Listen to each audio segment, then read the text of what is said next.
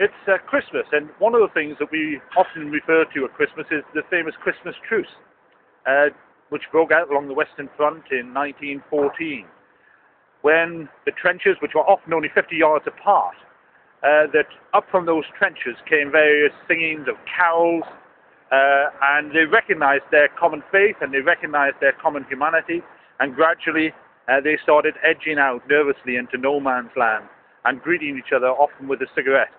And it ended up in that famous football match which took place between forces that just hours earlier had been shunning each other and trying to kill each other. And it seemed to be a moment of sanity, a moment of hope in a time of great anguish and of great inhumanity. In many ways, the Christmas Truce is of 1914, replicates something which should happen at every Olympic Games.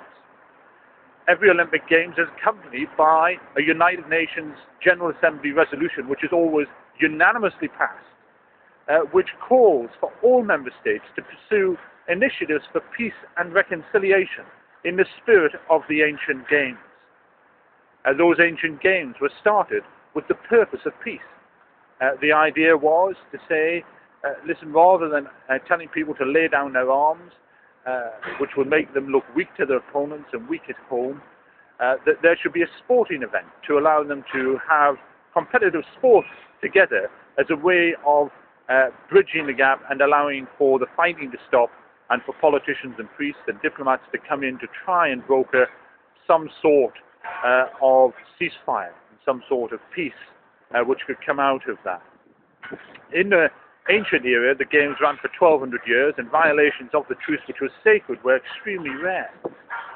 In the modern era, by contrast, the games have only been running for 110 years, and during that time, they've been cancelled 3 times because of war, subject to mass boycotts 5 times, terrorist attacks twice, and the truce, backed by the United Nations General Assembly, has been violated on virtually every single occasion. That doesn't bode well for London 2012. But what I'm trying to urge is to say to the current coalition government, who have put conflict prevention and humanitarian aid and tackling the causes of instability rather than actually fighting wars at the heart of their foreign policy, and which I'm very proud of, that they have done that, to say, listen, this is a remarkable opportunity for you to become the first host nation declaring the Olympic Truce in connection with the London 2012 Games, who will take the Olympic Truce seriously and will follow what the Olympic Truce resolution put forward by the United Government suggests. And the early suggestions are that the government intends to do just that. In an answer to me on the 15th of December, Baroness Garden, responding for the Department of Culture, Media and Sport, who have the lead in this, said that the government do intend to take it seriously, and they're open to ideas of concrete things which could be done in connection with the truce, with the London 2012 Games. And so in many ways, this short video is simply just to encourage people to come forward with their ideas and to get behind this campaign and to get behind the government in taking this truce seriously. And some people might say, listen, what is the possibility there could be any truce? I mean, are the Taliban going to stop fighting in Afghanistan? Well, interestingly enough, there's a wonderful organization called Peace One Day that achieved just that. In 2007, they tried to broker a period of truce for just 1 day in Afghanistan. And they managed to secure the adherence of the Taliban, of the Afghan government, and of NATO to honor that truce. But it had to be truce with a purpose. And the purpose was to carry out polio vaccinations of children in some of the most vulnerable and war-torn areas. And I think the message which comes from that, to me, is one of saying that, listen, we think that truce is impossible, but it was possible 3,000 years ago, so why can't it be possible now in connection with the Olympic Games? It was possible in the carnage of the Western Front. It is possible just a couple of years ago in Afghanistan.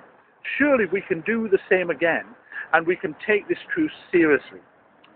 That's why I'm calling on people to back the Olympic truce and to respond to the government's call to come forward with imaginative ideas as to how Britain can take the lead in promoting and rediscovering that ancient ideal of the Olympic Games. And if we achieve that, then I believe that the potential is that we could hand on a legacy to future hosts of the Games which is way beyond the records broken and the gold medals won here, because it will endure in lives saved, situations healed, and conflict and peace restored.